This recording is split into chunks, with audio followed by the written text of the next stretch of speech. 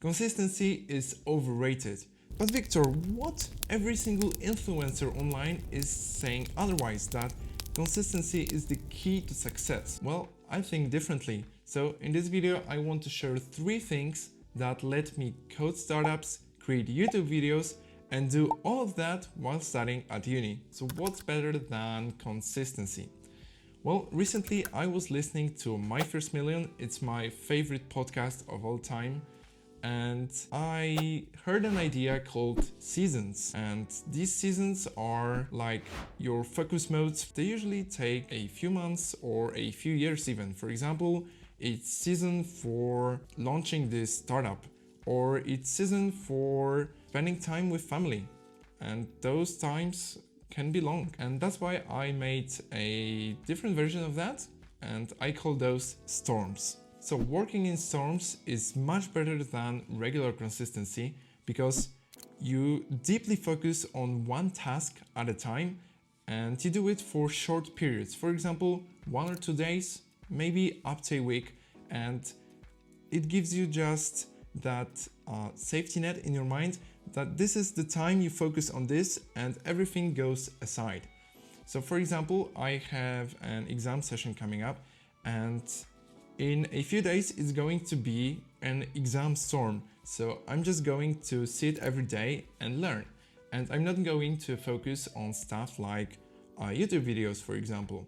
But how do I keep my YouTube channel going then?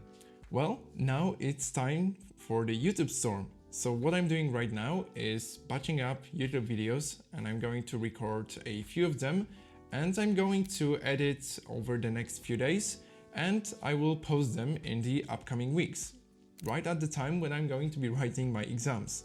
And as you can see, now I have the time to not worry about the exams and just focus on YouTube, and that's just like so good for your mind because you're not worrying about everything all at once. I can also mix this up a bit. For example, if I want to connect coding my startup with a YouTube video and record something above that and maybe try to promote it a bit, then I can do like a mega storm and do both of the things at the same time.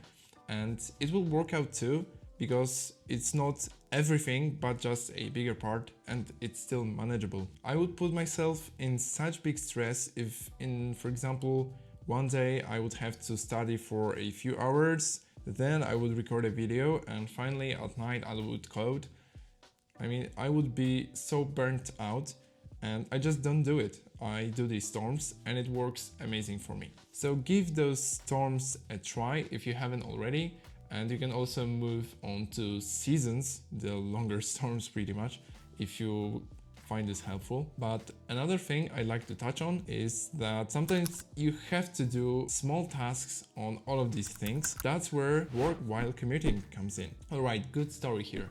I had a huge test coming up and I hadn't learned that much. I knew if I didn't revise quickly, some of the most important concepts, I wouldn't pass. And luckily I had some good friends who sent me their notes over, and I had an hour of commute time to revise all of that. And I did, and I managed to pass that test. And if it hadn't been for that 1 extra hour on the train, I wouldn't have done that. This might not be applicable to every single person listening out there, but still, there are tons of things that you can just do while sitting on a train or, just driving a car even. And what's that? Well, if you have a creative job, like, you're creating content for something, that's a specific use case, but still, you can, for example, listen to audiobooks and podcasts and get inspiration for your videos while doing like everyday stuff. You might be, driving, or you might be inside of a train commuting, or you might even be cleaning your house. You can just pop your AirPods in and listen to something and try to get more ideas into your mind to better perform at the ideation tasks later. The last tip is to stay up as late as you can and sacrifice all your sleep to get the most work done. I'm just joking. What I'm meaning is to find the most productive time of your day. For me, it's late at night. I can't wake up and get to work right away. I need a few hours to get into a state where I'm productive. That's different for everyone. So maybe for you, it's the best to wake up as early as possible and get some work done right away. For me, mornings are a bit lazy. I need to get up, get some coffee, make breakfast, and only then I'm able to work. I find that I'm performing the best at night, so I just put on the dark mode and I'm full coding mode. This might not be the healthiest thing, but if I can get a lot of work done at night, I'll take it any day of the week.